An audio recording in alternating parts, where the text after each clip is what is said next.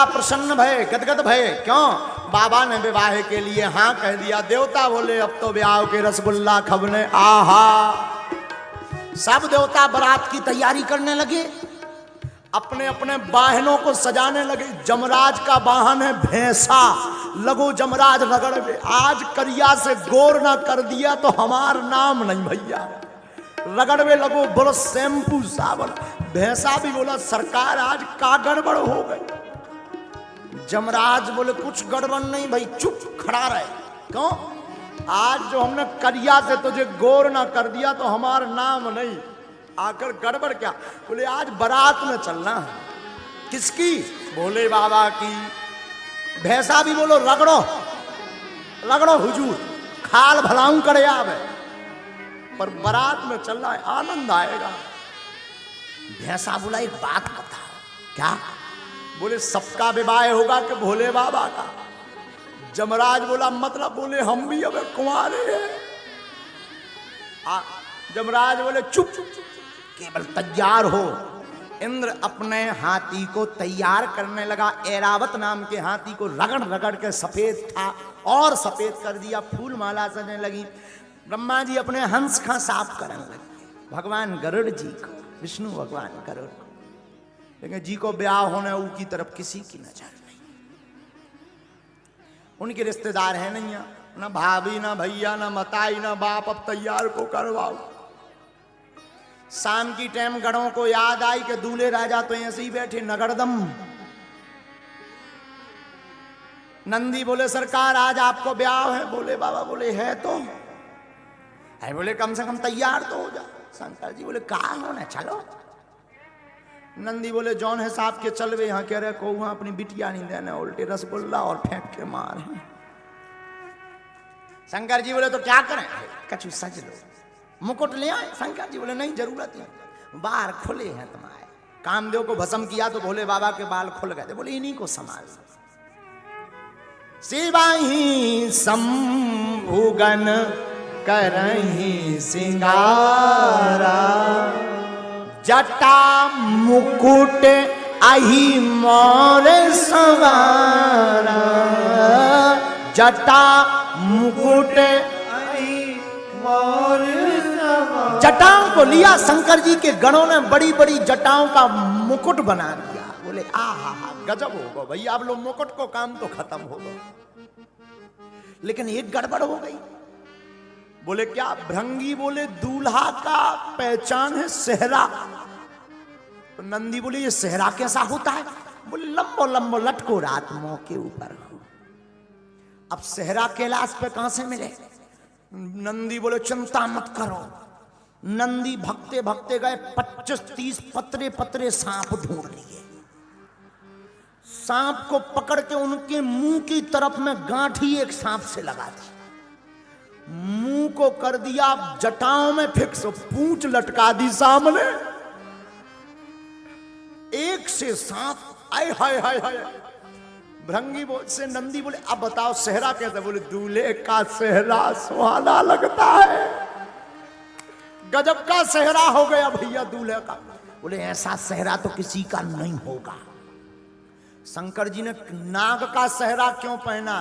बोले तुम शादी में बड़े ही खुश रहो, पर काल तो सिर पर बैठा ही है। नाग का सेहरा भोले बाबा का। अही मोर कुंडल। कुंडल कैसे? शंकर जी के गण कुंडलों में भी ड्यूटी लगी। पतरे पतरे पीरे पीरे सांप ले आए। कानों में दोनों तरफ एक सी साइज के कानों में सांप फंसा दे।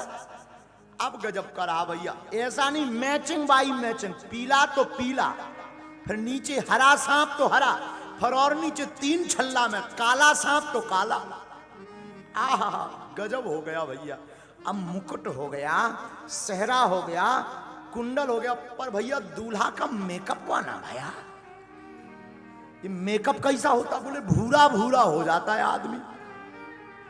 तो मेकअप की क्या जरूरत है? ये तो पहले ही सफेद। बोले नहीं नहीं, पाउडर तो लगना चाहिए।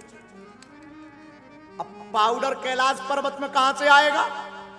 नंदी बोले रुको भृंगी, वाह 10 किलो भस्म लेकर के आए।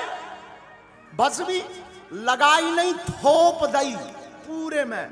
एक होता लगाना, लगा के मिलाना, थोप दई। तो एक तो भोले बाबा वैसे ही सफेद, तो भस्म लगने के बाद और बगल भूरा दिखने लगे।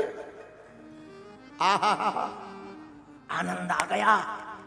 अब श्रृंगी ने कहा, कहो भैया नंदी, पाउडर भी गजब को होगा, अब का रह गया, उठो जरा बाबा। बाबा खड़े भाई, बोले सब गड़बड़। बोले का? बोले शेरवानी नहीं पहने यार। तो भोले बाबा बोले हम शेरवानी एरवानी कछु ना पहनेंगे, ऐसे ही जाएंगे। महाराज नगरदम मत जाओ, कछु तो पहन लो, हम ना पहनेंगे। तो जो मृग चर्म पर भोले बाबा बैठे थे वही मृग चर्म लपेट दी कमर में। लेकिन गड़बड़ ये कि मृग चर्म में कौन बटन आती, जैसे ही लपेटी सो छूट गई। अब नंदी ने कहा क्या करें? बोले एक गढ़ की ड्यूटी लगाओ, वो पकड़े ही लावे पूरे ब्याह भर। तो श्रृंगी बोले कहीं उसका हाथ दर्द करने लगा, भर भावनन में कहूं एक छल्ला छूट गो, गड़बड़ हो जाएगी। अब क्या किया जाए?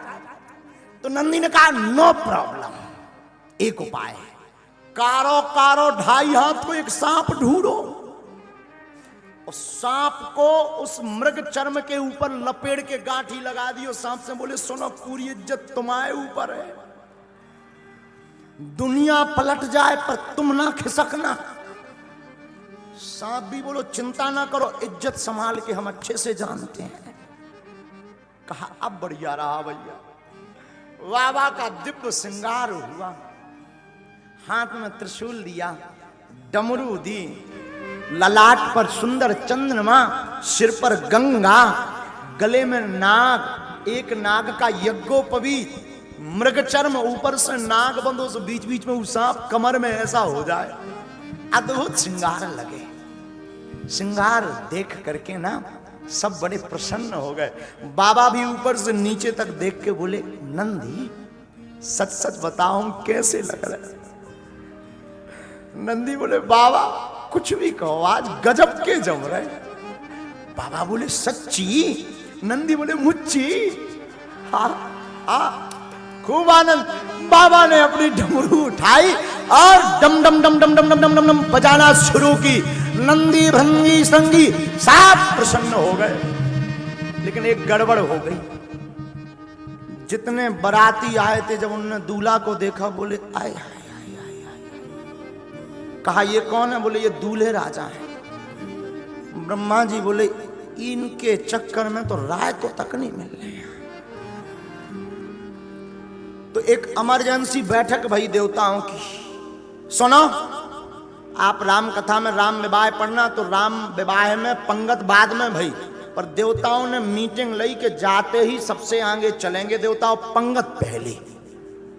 बोले कहे? बोले अगर दूल्हे राजा की एंट्री हो गई तब बिना रसगुल्ला घले नहीं मानने लोग ना।